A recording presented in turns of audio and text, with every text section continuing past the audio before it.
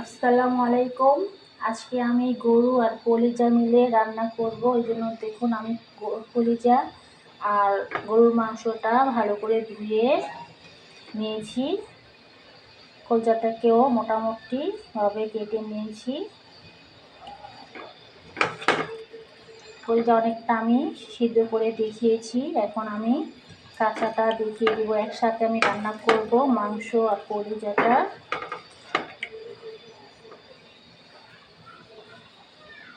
আমি প্রায় হাফ কেজির মতন মাংসের কলিজা মিক্স করে নিয়েছি। এখানে আধা কেজি কলিজা আর আধা কেজি মাংস আছে। মোটমাট 1 কেজির মতন আমি মাংস নিয়েছি আর কলিজা মিলে। এখন এটাকে আমি রান্না করে নেব। এখন আমি কড়াইতে তেল দিয়ে দিয়েছি। এখন আমি গরম মশলাটা দিয়ে দিব।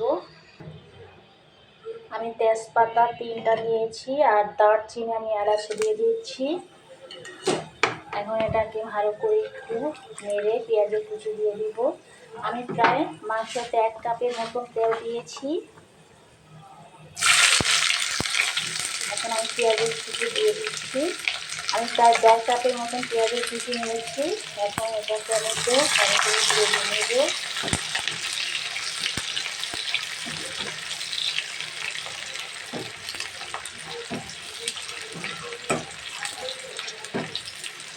ভালো করে নাড়তে হবে। একটু বাড়িয়ে দিচ্ছি।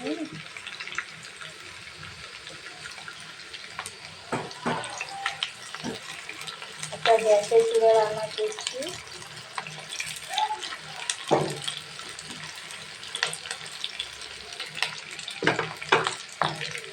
এখন একটু লবণ দিয়ে দিচ্ছি উপর থেকে। 1 চামচের মতন আমি লবণ দিয়ে দিলাম।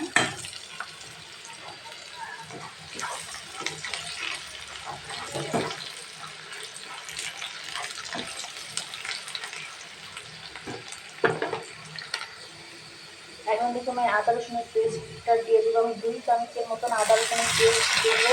আমার মাংসের পরিমাণটা একটু বেশি জন্য আদা রসুনের পেস্টটাও 2 চামচের মতন দিয়ে ভালো করে মিশিয়ে নিচ্ছি।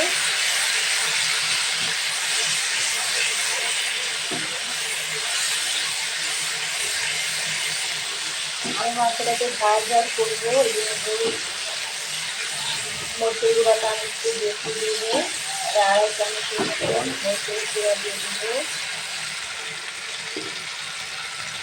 আমি শুকনো উপকরণগুলো দিয়ে দিয়েছি। দেখুন আমি মরিচের গুঁড়া নিয়েছি 2.5 চামচের মতন আর ধনে গুঁড়া নিয়েছি 1/2 চামচ, জিরা গুঁড়ো নিয়েছি 1 চামচ, তার হলুদের গুঁড়া নিয়েছি আমি 2 চামচের মতন।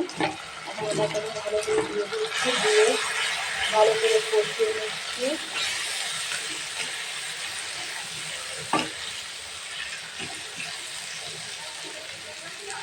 এখন আমি মাংসটা দিয়ে দিব। মাংসটা দিয়ে ভালো করে একটু নেড়ে নেব।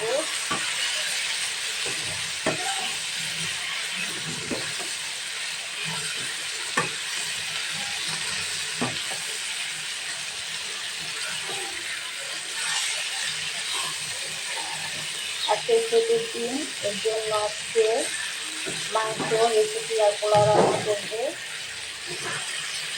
আজকে রোজা।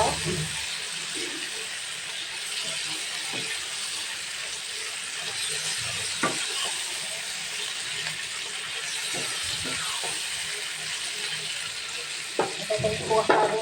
এখন আমি প্রত্যেকে গরম মশলা গুঁড়া দিয়ে দিচ্ছি প্রায় 1 চামচের মতন। আর উপর থেকে আমি একটু টমেটো সস দিয়ে দিচ্ছি। আমি গ্রামের টমেটো সস নিয়েছি। দেখুন দেখিয়ে দিচ্ছি সব টমেটো সস।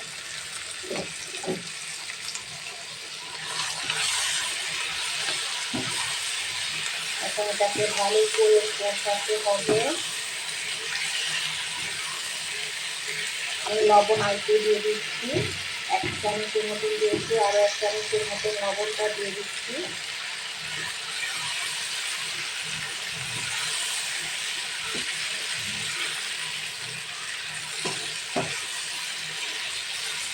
এখন আমি এটাকে ভালো করে কষিয়ে নিচ্ছি। আমি কাঁচামরিচ দিয়ে দিব 4-5টার মতো। দেখুন আমার মাংস কষানো হয়ে গেছে, তেলটাও বেঁচে আসছে, দেখিয়ে দিলাম। কাঁচামরিচ দিয়েছি আমি 4-5টার মতন। এখন আমি পানি দিয়ে দিব। এখন আমি 1 মগের মতন পানি নিয়েছি। এটা 3 কাপ হিসেব করলে হয়। 1 মগ পানি আমি দিয়ে দিলাম, কারণ গরুর মাংসটা সিদ্ধ হতে হবে, তাহলে খেতে ভালো লাগবে না। এখন আমি এটাকে কম আঁচে রান্না করে নেব প্রায় 10 মিনিটের মতন। আর আমি অনেকক্ষণ কষিয়ে নিয়েছি। এখন আমি এটাকে আমি কয়টা আলু দিয়ে দিব। আমি হাতে একটু সিদ্ধ করে নিয়েছি আলুটা, এখন দিয়ে দেব। আলু দিয়ে মাংস খেতে খুব মজা নিয়ে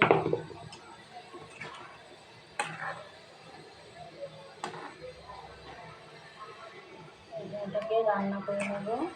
যত সময় লাগে রান্না হতে, তারপর আমি পরিবেশন করে দিব আপনাদেরকে। আমার গরুর মাংস রান্নাটা হয়ে গেছে, নামিয়ে দেখিয়ে দিলাম।